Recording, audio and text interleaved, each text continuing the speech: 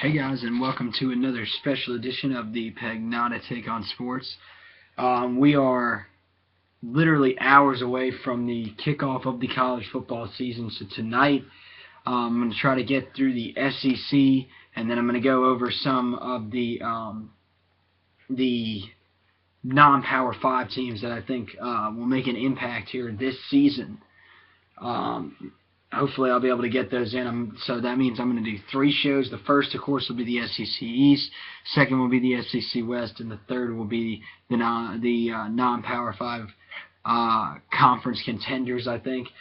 And then hopefully tomorrow I'll be able to film the national preview, and I'm going to have to end up doing my picks for this coming week as well. So that should be very interesting, trying to get this all crammed in here to these next couple of hours, but we are going to try our best here. Trying to go with school and work, that's going to be the main thing. So we'll start SEC East. Let's jump right into it. We got finishing 7th in the SEC East this year. I have the Vanderbilt Commodores, a team that, when you look at it, many people would probably think doesn't really belong with these SEC teams the way they've played. I mean, this team was really good under James Franklin, and now with Derek Mason in there, I don't think the expectation of them to have as much success as they did with James Franklin is realistic, especially right out of the gate. I think you definitely got to give Derek Mason time, but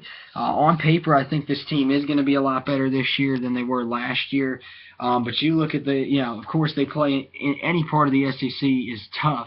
And, but there is some talent for this team, and I think Derek Mason's team will be improved at least somewhat in his second year on campus. So when you look at, the most important position on the field, of course, the quarterbacks, not really a true number 1 starter. Wade Freebeck is expected to be the starter, but Johnny McCray could also see time here for Vandy. They haven't really had a true number 1 quarterback that's been able to stay healthy really since Austin Carter Samuels left off of campus because of Pat and Robinette having to leave in the offseason. He had to retire due to concussion issues. So he ended up having to retire from football. So now, when you look at the stats of these guys, of course, McCray's seen a little more experience, but they are pretty high on Freebeck, so they're hoping he can slide in there and take over that role. They do have a talented running back behind them in Ralph Webb, who had 912 yards, 4 touchdowns on 212 carries. Expect those numbers to go up and expect him to be the main guy on this offense for Vandy this season. He's going to be the go-to guy. When you look at the wide receivers, again, some guys that do return, and again, a young group, sophomore C.J. Duncan does return a starter from last year. Latavius Rayford is another returning starter, but those guys have to be more consistent this year, and they have to demand the ball a little bit more. That's where they think they've got some talent in this wide receiving corps, but no one's really stepped up. You look at Caleb Scott as probably being a guy who's going to be the other starter. They're hoping that he's going to step up, and some guys behind him that could also factor in as well. This is an area where they are deep. They just don't have a whole bunch of proven talent. Tight end is where they have their best pass catcher in Stephen Shue. He's actually an NFL-type prospect, so this guy is pretty good. Last year, you look at his numbers, 525 yards receiving, 4 touchdowns, and on 39 receptions. Expect him to become the main guy this year, so the ball is going to be in his hands a lot more, and he should be able to increase those numbers, probably double them at least, maybe even more. That's a positive there. And on the offensive line, a huge positive here is that they do return 4 of their starters from last year, both tackles and Andrew Jelks and Will Holden, the left guard and Jake Bernstein, and the center Spencer Pulley.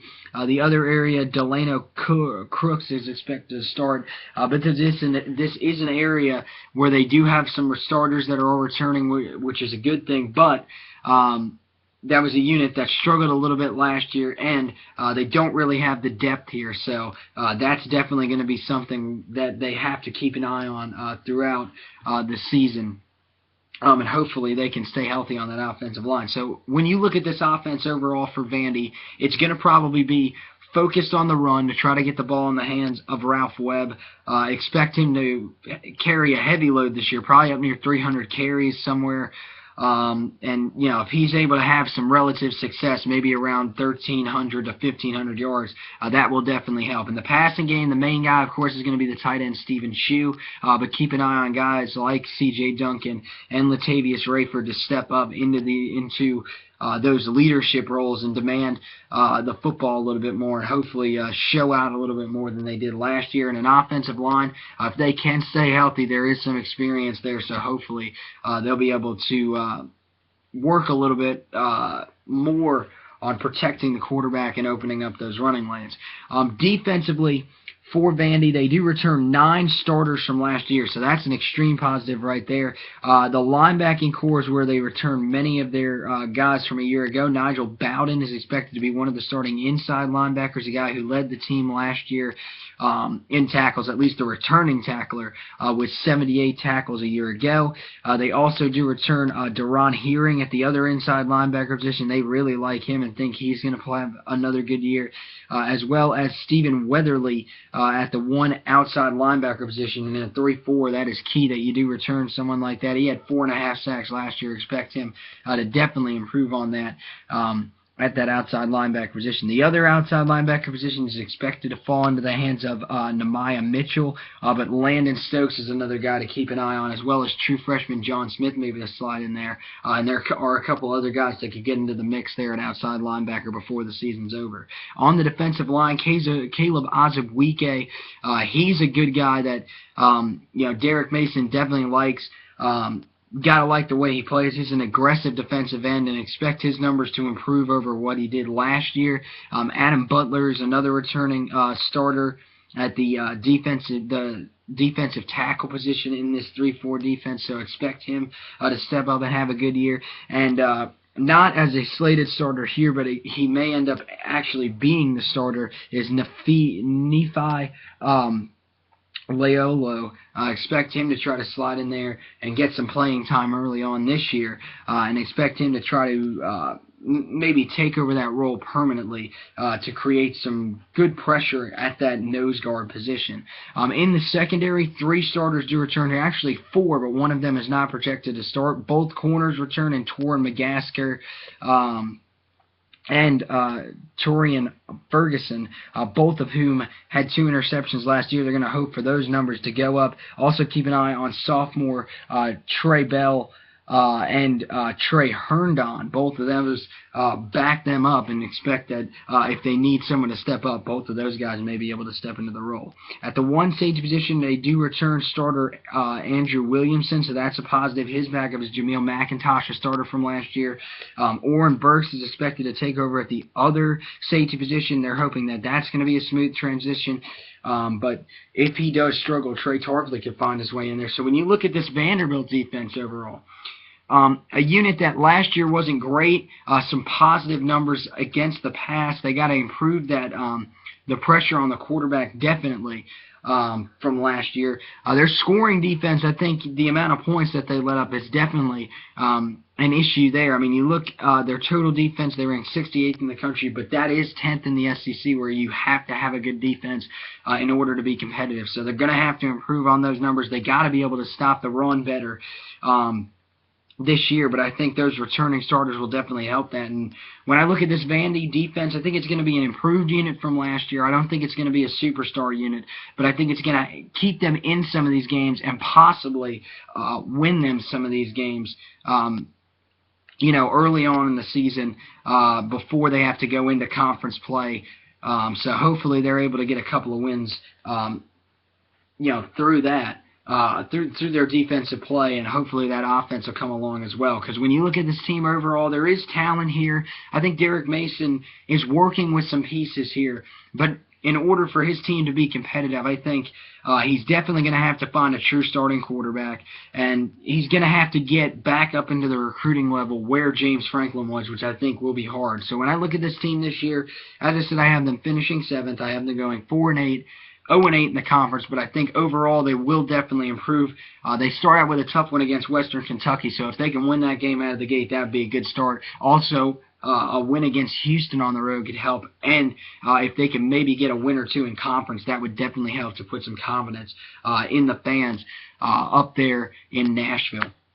So you move on from there up to number 6. I have South Carolina, the Gamecocks, The Gamecocks last year, 7-6, 3-5 overall. Not quite what they're looking for there in Columbia after the success that they've had in the past.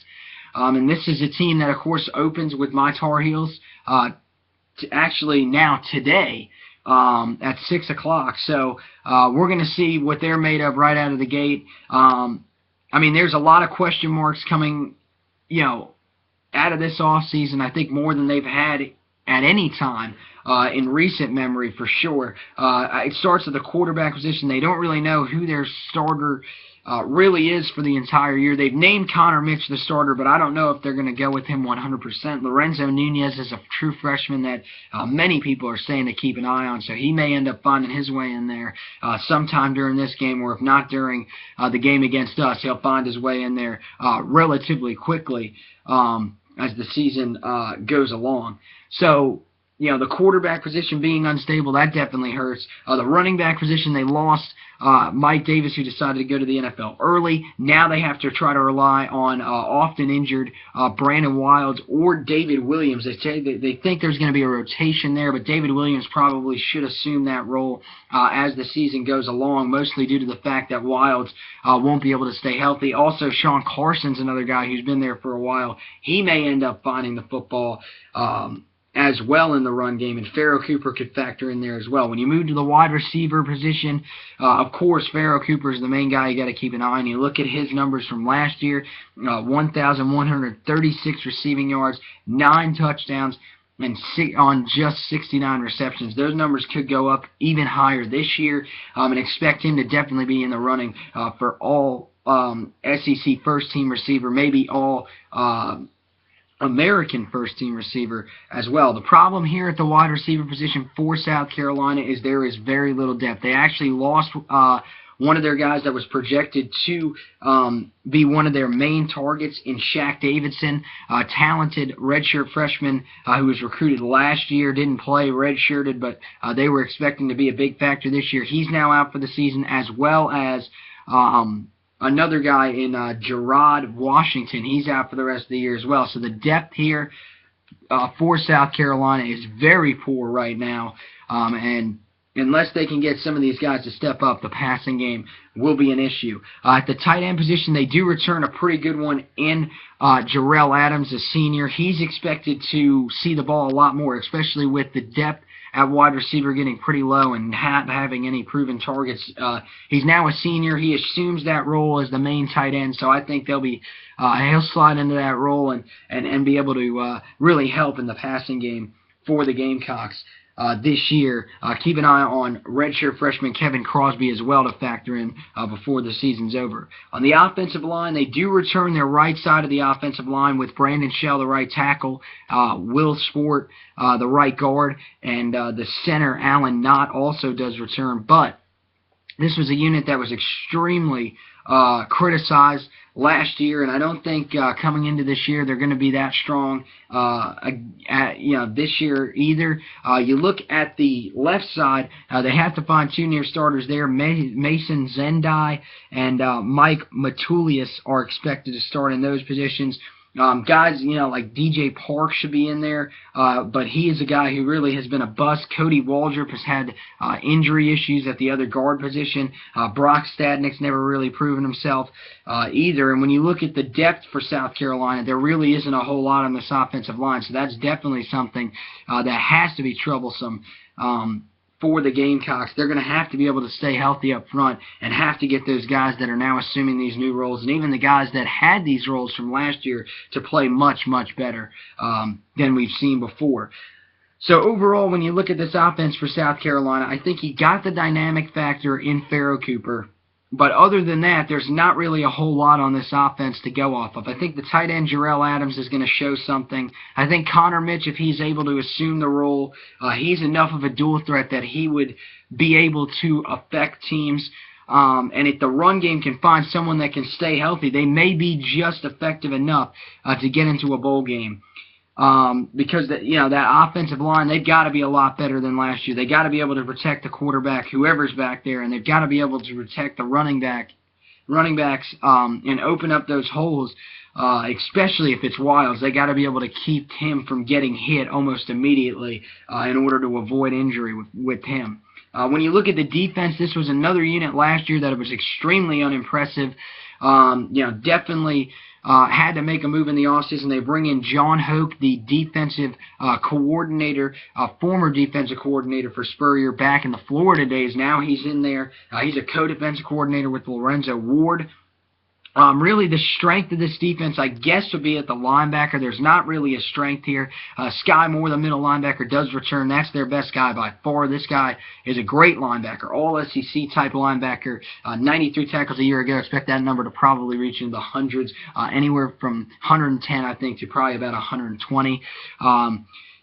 Outside linebackers, Jonathan Walton is expected to start, but I know he's had some injury issues. Bryson Allen Williams is expected to start the other outside linebacker position, but Lorenz Bryant could find his way in there as well. Up front, again, some returning starters, but guys that may not end up keeping their jobs throughout the years with as many guys as they brought in from JUCO. Gerald Dixon and Gerald Dixon Jr. Gerald Dixon is the defensive end, and Gerald Dixon Jr. is the defensive tackle. They're both returning starters from last year, but were extremely unimpressive a year ago. They do end up bringing in Marquavius Lewis, their top recruit, who was a JUCO, so expect him to see some playing time early. They're really hoping he can step up and play very well out of the gate. Darius English as well, that was one of their recruits. At the other defensive tackle position, Dexter Wyman or Phillip Dukes will most likely start there. But also keep an eye on this defensive line on another junior college transfer in Dante Sawyer, a defensive end. Expect him to maybe step in there and make an immediate impact. In the secondary, do return 3 starters, but 2 of those starters are not expected to be starters this year. Chris Lamons is at the one corner. He returns from last year, but was unimpressive really last year in a passing defense that was the best aspect of this defense, but did rank 10th in the ACC, and they're going to have to be a lot better this year. The other corner position, Rico McWilliams is expected to start there, but T.J. Gurley could also see time at that second corner position. Jordan Diggs returns. At one of the safety positions, Chaz Elder is right behind him, though, and he could end up challenging for that spot. And at the other, Isaiah Johnson, a graduate transfer, is expected to come in there. He's expected to start right away in place of Chris Moody, who did not play all that well last year. So, overall, as a defensive unit, a crew that has to improve from last year, ranked 13th in the SEC in total defense a year ago, 92nd in the country. Rushing defense, they were absolutely abysmal in a conference where you got to be good against the run. They finished 13th, 105 rushing yard, 105th in the country in rushing yards. They allowed 212.2 yards a game on the ground. That has to get a lot better. And 89th in scoring defense, that's another area they must get better in. So overall, when you look at South Carolina, I think there is some talent with this team. We've seen it before. We know the way that Spurrier does recruit. But really, besides Pharaoh Cooper and Sky Moore, there is not a whole lot of star power here on this team. I think there will be guys that will step up into their roles and play well, when needed. But overall, as an entire unit, they only return 10 total starters. And most of those starters that do return really were unimpressive last year. They're going to have to be a lot better. So when I look at South Carolina right now, I see this team being that team that's going to finish near the bottom of the SEC. I have them going 5-7 and 3-5 overall. I just don't see a whole lot of talent there besides those 2 players that will probably be all SEC players. The rest of the team is severely unimpressive, and unless they step up and really play well out of the gate, I think South Carolina could be left in the dust in an SEC East that's going to be better this year for sure, and I think going to be a lot more competitive. So from there, you move up to number 5. This is a team I think that shocked some people a year ago with their start. They started the season 5-1, lost their last 6. And it was epic collapse out there in Lexington, a team that really looked hot early on, but that loss, that absolutely just crushing loss at LSU, a 41-3 beatdown, really just destroyed their season. Then they lost at home the next week to Mississippi State, and from there it was really just a downfall the rest of the year. But when you look at this Kentucky team, this is a talented team. I think Mark Stoops has these guys going in the right direction, and I think this year he's going to be able to put them over the hump. I mean, you look at where they are recruiting-wise for this next class. They are scheduled to bring in a top 15 class. They may move up from there. So this team is going in the right direction. I think that Stoops, you know, he's pushing them in the right direction, but he's got to make sure they can get into a bowl game this year. When you look at it, it starts at the quarterback position. They did have a quarterback battle going on in the preseason. I am a huge supporter of Patrick Towles. I really like what he did last year. He did fade a little bit down the stretch, but I think I think he is the guy right now that they have to focus on making better, and they've named him the starter over Drew Barker, who's a talented guy, but I think he's got to wait his turn behind Towles. You look at Towles' numbers, 2,718 yards last year, 14 touchdowns, 9 interceptions. I think the interceptions, if he can cut down on that, he can bring those touchdown numbers up. I really feel from what I saw from him, he's going to be talented enough to bring those numbers up and really take control of this team. At the running back position, Boom Williams is expected to be the starter last year after having 486 yards, 5 touchdowns on just 74 carries. So that number will definitely go up for him. And in the limited snaps that he did show us, he was extremely talented. I think now being the main guy, you know, he had 1,159 all-purpose yards last year, so he's shown that he can be that guy that can get the yards.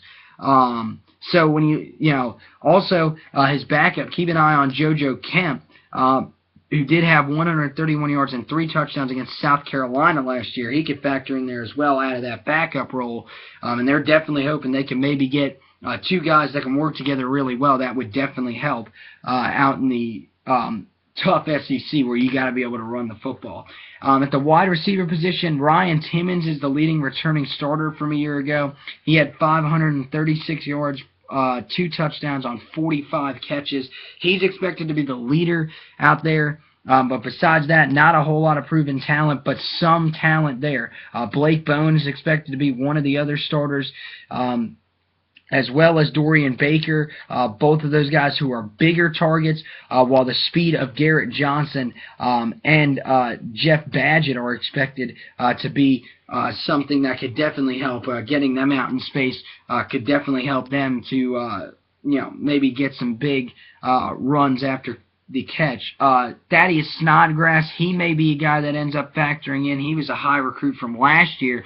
He could slide in at that wide receiver position early on if needed. At the tight end position, there is no returning starters here at the tight end position, but expect true freshman C.J. Conrad to slide in, and he was definitely one of those guys that shined in camp, so that's a good thing for Kentucky, and they're hoping as a true freshman he can just slide in there no problem and really take control of this offense from that tight end position. On the offensive line, 4 starters do return. Both guards return, and Zach West, a senior, and Ramsey Myers, a sophomore. Jordan Swindle returns at the left tackle, and John Toth returns at center. They are only looking for a right tackle, which right now seems to be in the hands of Kyle Meadows. But keep an eye on a couple of other guys maybe to factor in there. The depth here looks pretty decent, but nothing great here. But when you look at this team overall, I mean, this is, you know, when you look at, I mean, the offensive line overall, they're one of the deepest that they've had under Stoops, probably the deepest, so that definitely helps. So overall, as a unit, I think this offense is going to be improved from last year, where they finished 10th in the SEC in total yards. I think they'll be able to move those numbers up this year with Towles playing more consistent, Boom Williams seeing the ball a little bit more in the backfield. And, I mean, I think some of these wide receivers will be able to step up and play well enough to get them at least to a bowl game behind an offensive line that is experienced and will definitely have a little bit of depth to work with. So, I think that this offense will be improved, and that's definitely going to help them a lot this year. When you look at this defense last year, another unit that wasn't really that great. Really, the strength, I would say, would be back in the secondary, where they do return their free safety from last year, A.J. Stamps, the senior. He had 4 interceptions last year. Expect him to have a better year even this year. Both corners do return, and Cody Quinn and Fred Tiller. Combined, they have 47 starts and 29 pass breakups. So that's a good sign there, and hopefully they can keep those numbers high this year. At the other safety position, Blake McCain is expected to be the starter, but there are a couple other guys that could factor in, such as Marcus Wilson and Darius West as well before the season is over. At the linebacker positions, another 3-4 group. They are expecting that Josh Forrest is going to continue to be that leader of the linebacking core. He had 110 tackles last year. They're hoping that he's going to have some numbers up around there again this year. At the one outside linebacker position, Bud Dupree has to be replaced. They're expecting Jason Hatcher, a former 4-star recruit, to take over there. So they're hoping that he's definitely going to be able to step into that role quick and take over. At the other outside linebacker position, a redshirt freshman in Denzel Ware is expected to start, but Alvante Bell, a transfer, junior college transfer, is expected to factor in there as well. At the inside linebacker position, Khalid Henderson is a returning guy, but he is expected to be beat out by Ryan Flanagan. But it is good to know that they are going to have a little bit of depth there as well. A lot of this depth, though, is young and unproven, but there is some talent behind these guys, so that is a positive. On the defensive line, only one returning starter out of the 3. That's the nose tackle Melvin Lewis, a senior. He was a former junior college transfer, and they hope that he's going to be able to be the anchor on that defensive line. Flanking him will be Corey Johnson at the one defensive end position. Farrington Hugenin is expected to be at the other side. Both of those guys are seniors. They have been in the program for a little while, and they're hoping that that experience will be able to take over and help them throughout the season. So when you look at this defense as an overall unit, I think the secondary is a point of strength, as it was last year. They finished 8th in the SEC in passing defense, but 43rd in the country. So that's a positive for them. I think part of that was because they were able to rush the passer, so Hatcher is going to have to step up with Dupree gone and take over that role as the pass rusher, as well as Melvin Lewis is going to have to be able to get to the quarterback. But they have to be better stopping the run. 12th in the SEC, 89th in the country. They have to be better, in the red zone, letting up points. They ranked 13th in the SEC last year in points allowed per game and 93rd nationally. That has to be a lot better if they're going to end up winning games in a tough SEC. So overall, I think as a team, this will be an improved team for sure. I think Mark Stoops' group will be better this year. I think Tolles being more consistent on the offensive side with Williams able to run the ball will definitely help. And I think defensively they will be able to stop the run a little bit and maybe get just enough pressure to be able to win some of these key games while that secondary is able to shut people down again. So I have them going 7-5, 3-5. In the conference. I think this team is extremely talented, and I think Stoops is able to put it together and at least get them to a bowl game, which will definitely help. But I think they're still a couple of years away from being competitive for that SEC East crown. But I think also they are a team that could end up shocking someone. They could be that team that could sneak in there and upset you if you're overlooking them for a game the next week.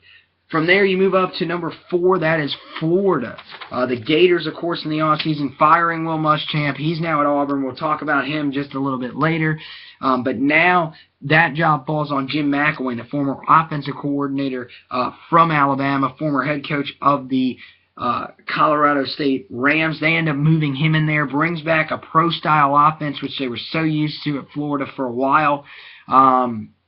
They're going to get back to tough-nosed type football here at Florida. Now, they did officially name Treon Harris the starter today, which I thought was a horrible move. don't think he's the right guy at all. He doesn't really have much arm talent. There is some there, but again, he is mostly a runner. He reminds me of Trey Burton, the former quarterback that used to play there. Now, maybe he has a little bit more arm strength. Burton was literally just there to run, but I think they're going off too much of what happened last year for him. You look at his numbers: 1,019 yards, 9 touchdowns, and 4 interceptions on just 55 of 111 passing. When he took over, though, he was 4-2 as a starter. So I think that's what they're going off of. But to fit this system, I think Greer definitely is the guy, and I think they're going to have to find that out quickly. If they don't put Greer in there, early on in the season, they're definitely going to fade, and I think they're going to have a terrible year with Treon Harris in there. I just don't see Harris being the guy for this type of offense. In the running game, they do have some talent here. Kelvin Taylor does return. He's going to be the starter now this year after really being in a backup role these last couple of years. Now he's going to be the main guy. You look at his numbers: 565 yards, 6 touchdowns, and 116 carries. Now he's the main guy, so expect those number of carries to reach in the 200s. I expect him to probably rush for over 1,000 yards and around 10 touchdowns. I think this guy really is going to show that he is the real deal at the running back position. But keep an eye on Adam Lane, his backup, as well, to get some carries. And true freshman Jordan Scarlett could immediately come on and try to steal some carries away. So expect him to definitely be in there as well, as long as they don't redshirt him. At the wide receiver position, really the best returning starter, of course, is Demarcus Robinson. But besides him, there's not really anyone there. Robinson last year, 810 yards, 7 touchdowns, and 5 on 53 catches. So, he's definitely talented. He's the leader of this receiving corps, but other people have to step up around him. LaTroy Pittman was a starter last year, never really filled that role well, so he'll end up being pushed probably behind on this depth chart. Brandon Powell, a former running back, he was a guy that definitely looked good in the spring, but until he had an injury to his foot. Hopefully he'll be able to recover from that and take over that role again. And Ahmad Fulwood is expected to start at the other wide receiver position. They're hoping that he's finally able to fulfill what they brought him on campus to do. But there is some depth here as well at the wide receiver position, so if some of these guys aren't able to step into their roles as well, as people would expect, I think they will be able to move on relatively easily. On the offensive line, only one starter returns. That is the center, Trip Thurman. He's one of the better centers in the SEC, so that's a good part. That's a good thing to go off of. But the rest of this offensive line, they return no starters. There is pretty much zero depth here, and everyone that is on the offensive line is unproven. Out of the guys that are expected to start besides Thurman, 2 of them are sophomores, both of them on the left side, neither one with great playing experience. And on the right side, 2 freshmen, Travaris Dorsey is a redshirt freshman that is expected to start, and true freshman Martez Ivy is going to have to slide in immediately and start a high recruit, but sliding in there immediately is going to be tough on that right side. Against some of these SEC teams, he's definitely going to get beat up early on. You look at the depth behind them, as I said, there is pretty much no depth behind them. All of it is unproven. A lot of freshmen back here as well. So Florida is in some big-time trouble, I think, on that offensive line, and protecting the quarterback is not going to be easy. That's the reason I believe that they are going to go with Treon Harris maybe, is because they need that running threat. Because if Greer's back there, his career might be over from standing back there behind an offensive line that is so unproven in an SEC where you cannot have an unproven line and be competitive. So overall, as an offense, I think Florida has some pieces in place. It's year 1 under McElwain. This is an experiment that's going to probably take a couple of years to get going. Now, I like his offensive coordinator as well, in Doug Nussmeier, formerly at Alabama, then at Michigan, at Michigan, then at Alabama, and now with Jim McElwain. So, there is talent here. I think eventually they'll have to move to Greer to try to fit this offense. But unless this offensive line can mature, everything else on this offense, the potential in the running game, the wide receiver potential, all that pretty much will go out the window if this offensive line is not able to protect the quarterback or open up holes for the running game. And these guys that are on that line are going to have to mature very quickly. Defensively, they returned 7 starters from a year ago. Of course, the strength is the secondary, led by Vernon Hargraves III. A guy that was a high recruit, struggled a little bit out of the gate, but now he's definitely taken over as the main guy, and he's going to have a huge year, I think, this year. Passing on him in this SEC East is going to be almost near impossible. Both safeties returned from last year, and Keanu Neal and Marcus May, both juniors, and the nickelback Brian Poole returns. He had 4 interceptions last year. Expect him maybe even to step up those numbers this year. The other cornerback position, talented true sophomore Jalen Tarber is expected to take over at that position. DeAndre Porter could factor in there as well, but they are expecting that Tabor will be able to slide in there no problem and take over that role. The other area with the most experience will probably be on the defensive line. Jonathan Bullard returns at the 1 defensive end position. Brian Cox Jr. is another returning starter, but he's expected to get beat out by talented Alex McAllister at that other defensive end position. They are really liking what he's been doing leading up to the season.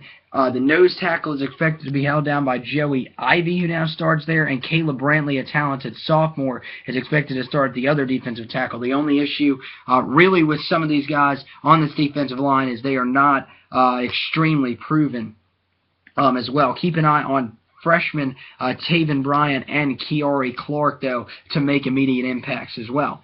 At the linebacker position, Antonio Morrison returns from last year, 101 tackles a year ago. Expect those numbers to be around the same, maybe even go up. Gerard Davis is expected to start at the weak side linebacker, but keep an eye on Alex Anzalone and Daniel McMillan also to factor in here at the linebacker position throughout the season. So when you look at the defense overall for Florida, I think they will be able, of course, to keep teams from passing on them. Even though they ranked 7th in the SEC, 41st in the country last year, I think this team will find a way to be able to stop the passing teams that are in this SEC. There aren't a whole lot in the SEC East, but when you do play these SEC West teams, you will see some teams that really can pass on you.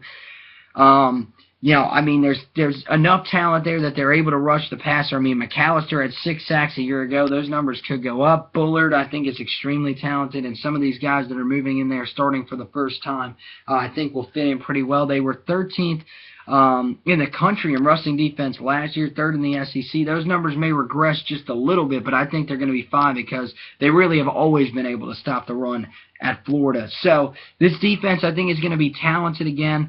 I think it's going to at least help to mask some of the offensive problems here at Florida. But I think a lot of the games that they win are going to be really low-scoring games, beat-downs, offensive, defensive guys will be out there really just getting pounded in this tough SEC. And I think, a lot of low-scoring games. I mean, like I said, as an overall team, I think they've got to rely on that defense because that offense really is unproven, and an offensive line that, honestly, they're going to be pretty bad. I mean, they're too young. There's not enough game experience there, so they're going to have to rely on this defense if they're hoping to win any games. I have them going 7-5, 3-5 in conference, but with Treon Harris in there, that number could be lower. I think they're going to have to move to Greer before sooner or later, before too long. 3rd in the SEC East, the team that has won the SEC East the last 2 years. They're always that team that you can't really sleep on because they just find ways to win those games in the SEC that can get them to where they want to be. I think they're a team that's going to shock some people this year. I think they're going to get up there and really definitely cause some problems for the top teams in this SEC East. When you look at it, I think Gary Pinkel's team, it starts, of course, at the quarterback position with Matty Mock returning 2,648 yards, 25 touchdowns, and 13 interceptions in his first year as a starter. Again, he has the arm talent. He definitely does, but he's definitely got to cut down on the turnovers. He threw 4 interceptions in that game against Georgia. That was an absolutely awful game from him. He struggled in that game, a terrible loss to Indiana. I mean, this is a team that is extremely talented.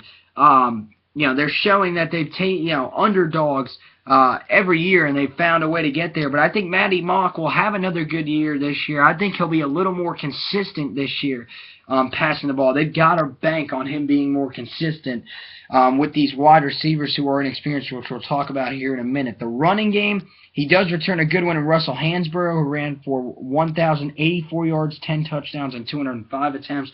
Expect those attempt numbers to probably go up. He's going to see the ball a little more, and they're probably going to hope to at least run the ball a little more than they have in the past, where they've been more of a passing team.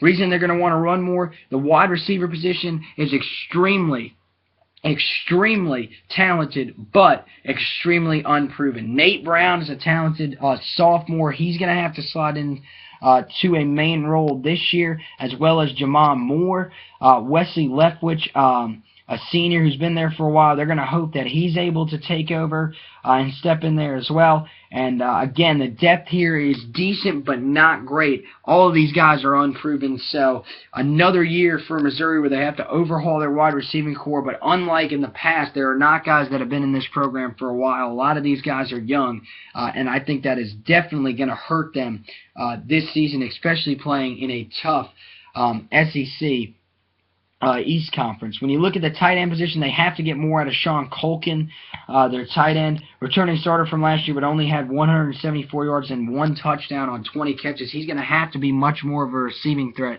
with no proven receivers. He's going to really have to step up and play very well to try to give Matty Mock someone to throw the ball to. On the offensive line, this is a talented unit, so that definitely helps. Center Evan Boheim is one of the best in the SEC, maybe even the country. Connor McGovern is a heck of a guard at the right guard position. So much talent at the left guard position. Brad McNulty, a starter. He's expected to be removed in place of Mitch Hall. Both of those guys could go back and forth, though, so either one of them is a pretty good option there.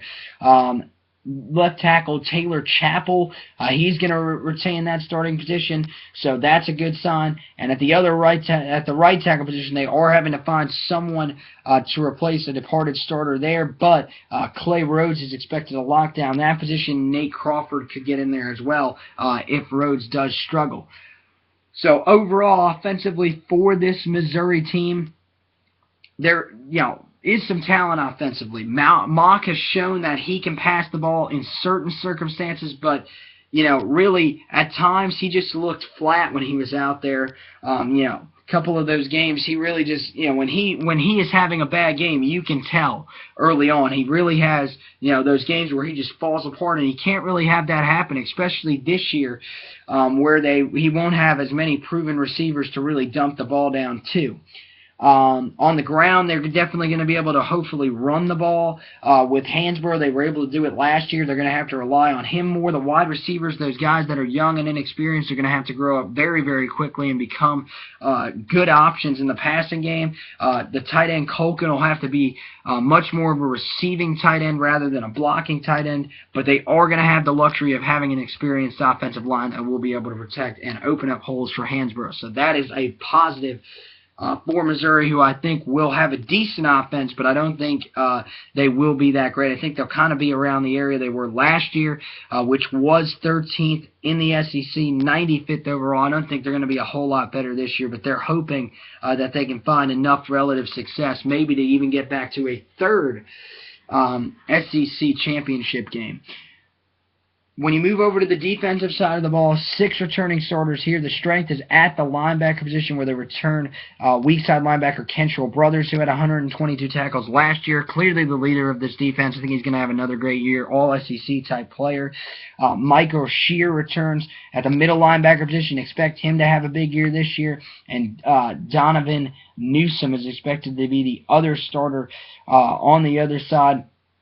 And with the new defensive attacking type mindset for defensive coordinator Barry Odom. Expect Newsom to probably be more of a pass rushing type guy, so they're hoping that he'll be able to work out there. On the defensive line, they do return one starter in Harold Brantley, an extremely talented defensive tackle. He had 5 sacks a year ago. Expect those numbers to definitely go up.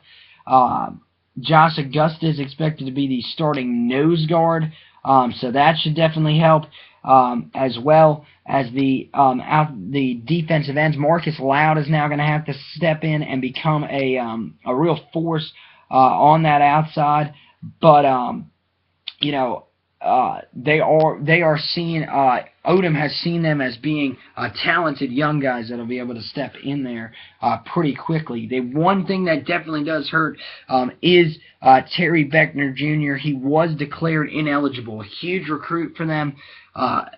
Coming in from, on signing day, that was a huge steal for them. Now he's not going to be able to start, so he's not going to be able to play at all. So that's definitely a huge loss. When you look in the secondary, they do return 3 starters from a year ago. Kenya Dennis, Arion Penton, and John Gibson give them a great group of corners out there. 3 guys that can definitely play with some of the best in the SEC. Penton, who had 3 interceptions last year, leading returner in that category. And at the free safety position, they do return Ian Simon, so that's definitely huge to return him. But they did lose Braylon Webb, who's been there for a while. Expects Anthony Sherrills to slide into that position, or senior Cortland Browning if they need him to slide into that position. So overall, when you look at the defense for Missouri, a group that should be relatively talented. I think they're going to be an average defense. They're going to stay around those numbers that they had last year. I think Brothers is clearly the leader of this defense, and he's going to have to show that he can lead this entire defense this year. There is some talent that does return in the secondary, returning both starting corners from last year and having a little bit of depth at that position. They do return a safety there as well, so that definitely helps. But on the defensive line, they have to get some guys that can step up and rush the passer, which is what Missouri has been known with guys like Michael Sam and Coney Ely having been there before them. Now those guys that are in there this year are definitely going to have to play a lot better.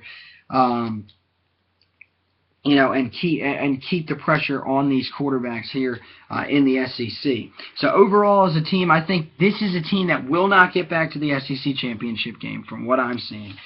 I have them going 8-4, 4-4 overall. I just don't think there's not enough experience at the wide receiver position. I don't really know if Mock's going to be able to cut down on the turnovers. I got a feeling from watching him, he's that type of guy, kind of like Bo Wallace, from Ole Miss last year, that's going to, no matter what, he's going to turn the ball over. That's something that you're not going to be able to fix with him. That's just a natural thing, really.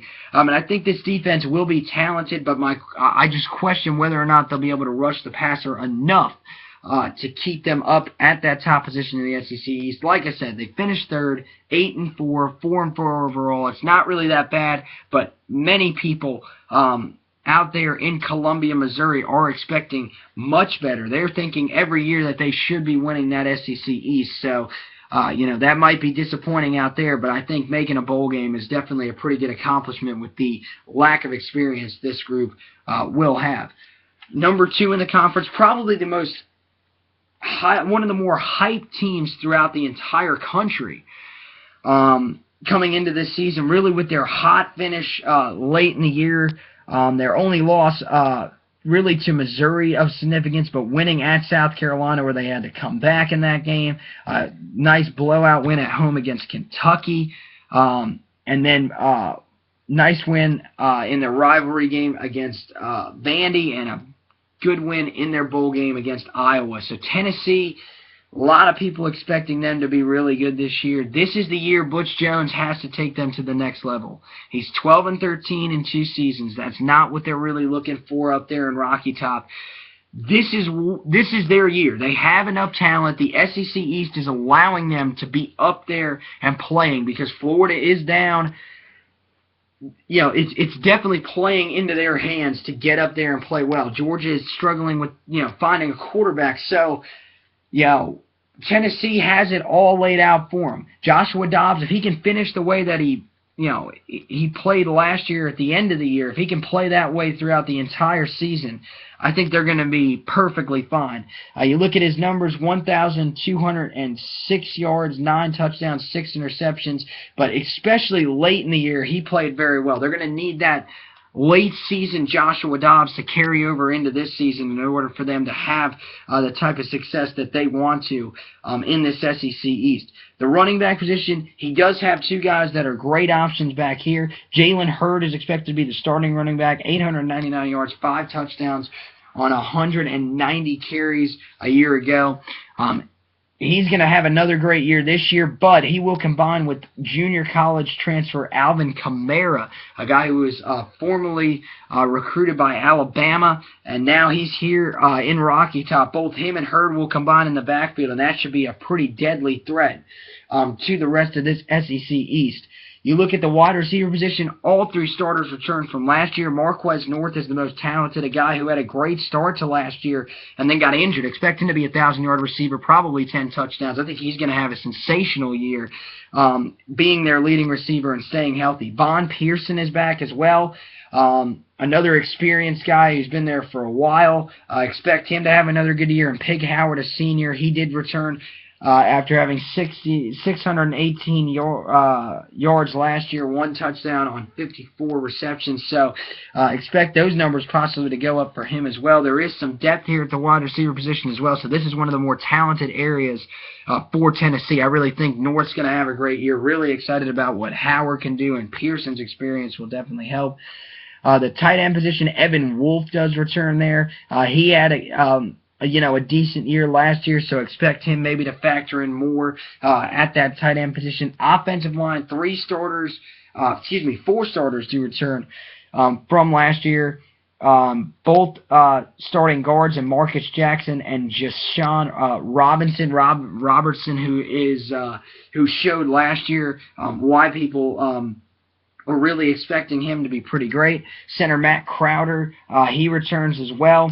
And they did return their left tackle, Kyler Curbison, as well. Right tackle is the only area they are looking for someone. Expect Coleman Thomas to play there, and true freshman Drew Richmond could actually find his way out there sooner rather than later. An extremely talented guy that they were able to bring in late in the recruiting process as well. So overall, as an offense, this team has a whole lot of potential. Really, besides Dobbs, everything else is consistent for this offense.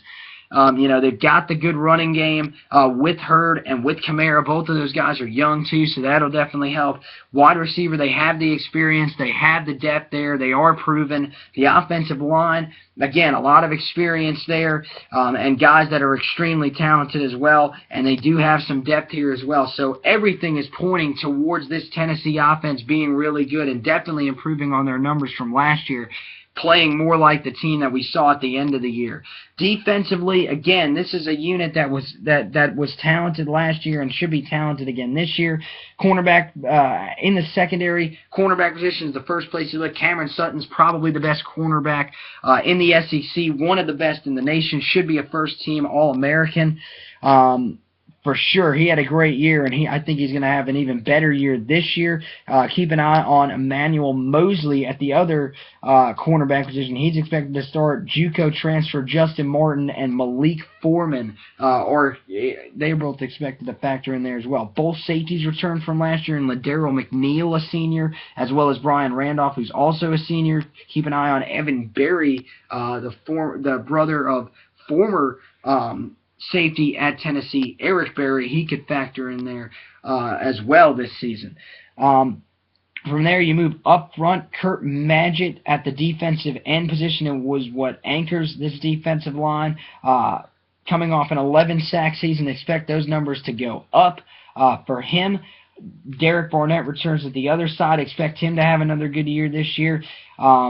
as well as Corey Vereen. He's expected to be a backup there, but he could rotate in for Barnett or for Magid if they need a break. So he will definitely find himself on the field as well.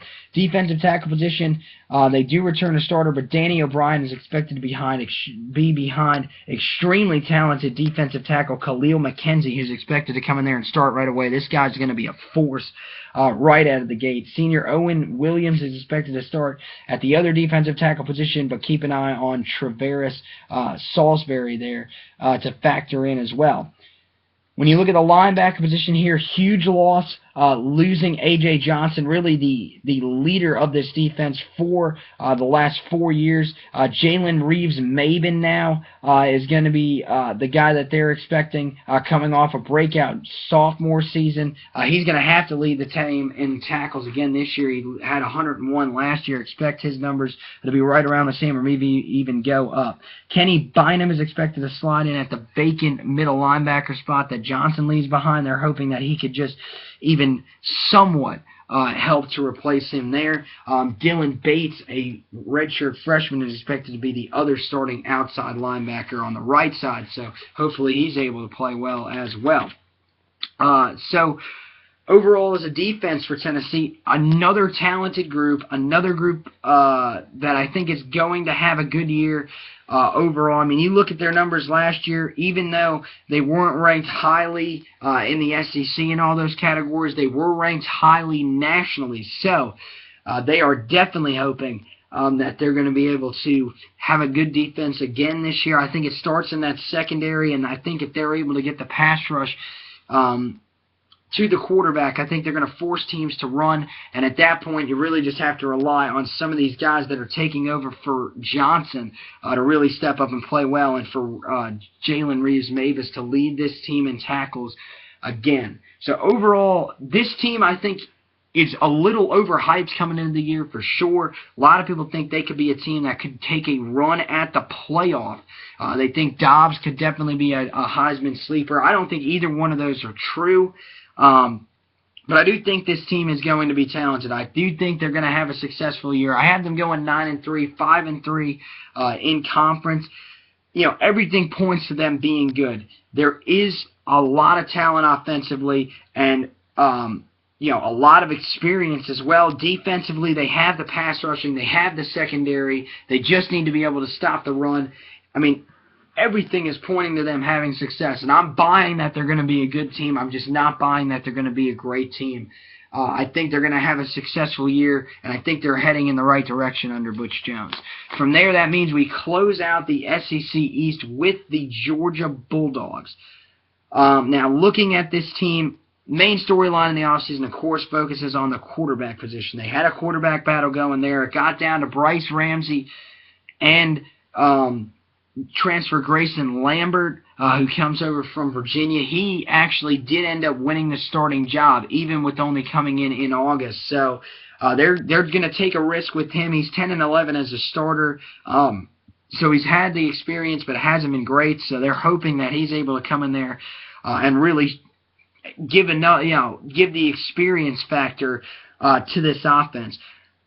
Not really a huge concern, considering the fact that whoever is out there, a quarterback, at any time of the season can just turn and hand the ball to someone, whoever's in that backfield, about 50 to 60 times a game.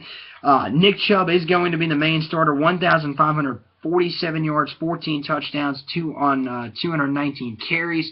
Those carry numbers could go up if he's able to establish himself as the clear number one for sure. If he's able to establish himself as the long-term back and really demand those carries and stay on the field. I think he will. I think he's extremely talented. I think he's another guy that a lot of people think is going to be a favorite to win the Heisman. I have him up there as well. I think he's going to have a ridiculous year. I think he's going to be probably up near 2,000 yards rushing, probably somewhere near 20 touchdowns. I think he's just going to go nuts. But even if, he does have to come off the field for a breather, Sony Michel is able to come in for him. He's more of a receiving threat out of the backfield.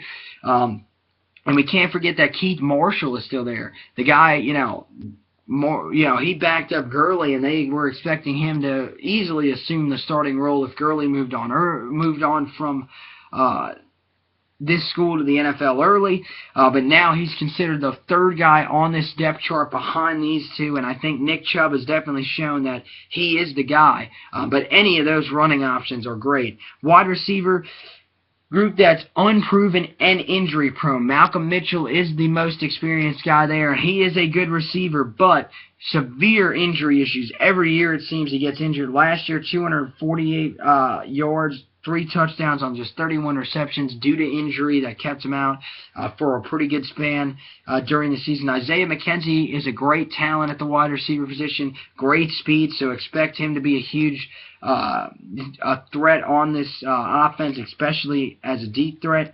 Reggie Davis is going to be expected to play a better role, and Terry Godwin, a true freshman receiver, he may have to factor in early on without a proven talent here at the wide receiver position. On the offensive line, 3 starters do return. John Theus at the one offensive tackle position, he's a good one. The other offensive tackle position, Colton Houston, returns at the right tackle. Both guards do return, and Greg Pike, who's one of the better ones in the SEC, as well as Brandon Kublanow. He's another good one there as well. Only area they are looking for a starter, Isaiah Wynn is expected to slide in there as a sophomore, but senior Hunter Long could get in there as well if needed.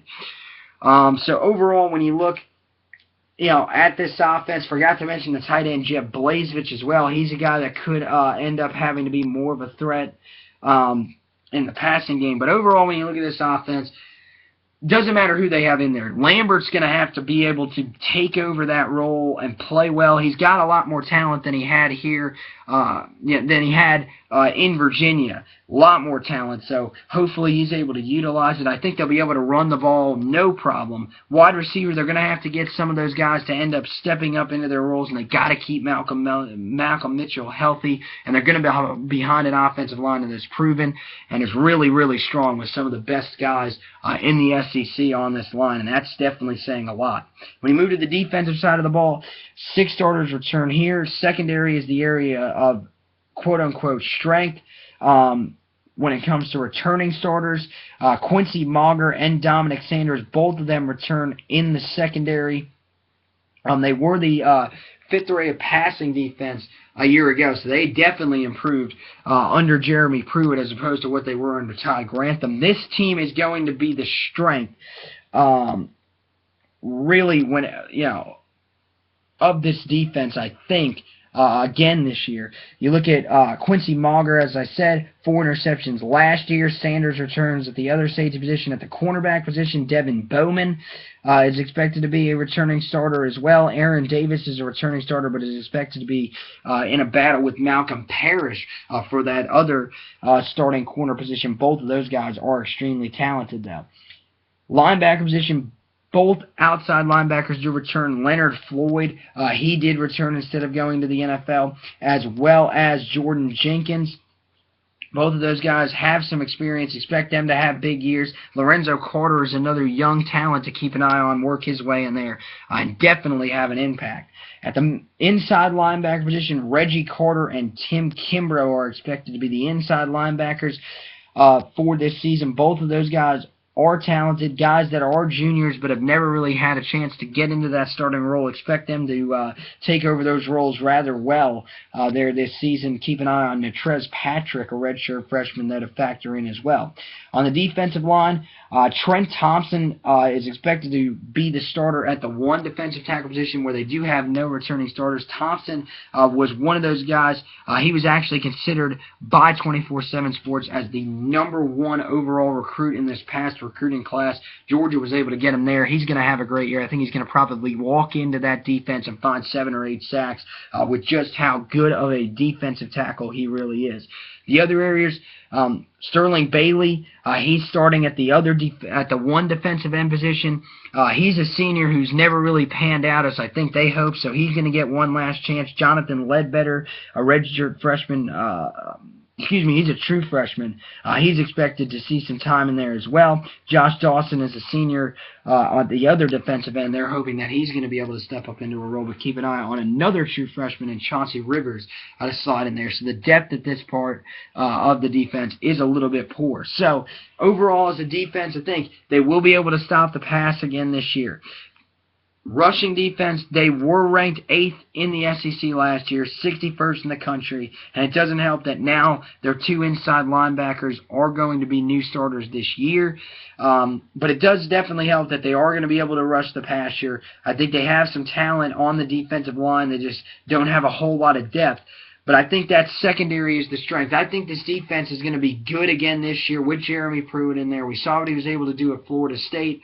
I think he's going to be able to do it again here at Georgia and keep this defense consistently good, along with, an offense that is still trying to find itself as a whole, but I think we'll be able to run the ball. I think this team is going to be dynamic. A lot of people have them being a team that will be right on the outside of getting into the playoff, maybe even sneaking in, but I think they will go 10-2, 7-1 overall. The loss that ends up sending them really out of contention will be that loss in the final week of the season at Georgia Tech. If they end up winning that game, they would be in the playoff, no doubt, or it would at least come down to the SEC championship game. But I think they'll win the SEC East. I think they'll have a good year, but a lot of people are saying that either they make the playoff or Mark Richt could be on his way out. So a lot of pressure out there. I don't think he ends up getting there, but I don't think there's any way they could end up firing Mark Richt. So again, reading through the SEC East standings really quickly.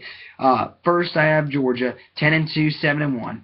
Second would be Tennessee at 9-3, 5-3 in conference. Third would be Missouri at 8-4, 4-4 in conference. Fourth would be Florida at 7-5, 3-5 in conference. Fifth would be Kentucky at 7-5, 3-5 in conference. Sixth would be South Carolina, 5-7. 3-5 in conference, and Vandy finishing 7th at 4-8 and 0-8 in conference. So thank you guys for watching the SEC East preview. If you want to continue to watch and go over to my next video, the SEC West preview. And as I said, I am going to preview some of the non-Power 5s as well, so keep an eye out for that coming on. To be on my channel later tonight as well. So, I thank you guys for watching, and head over to my next video to watch me preview the SEC West.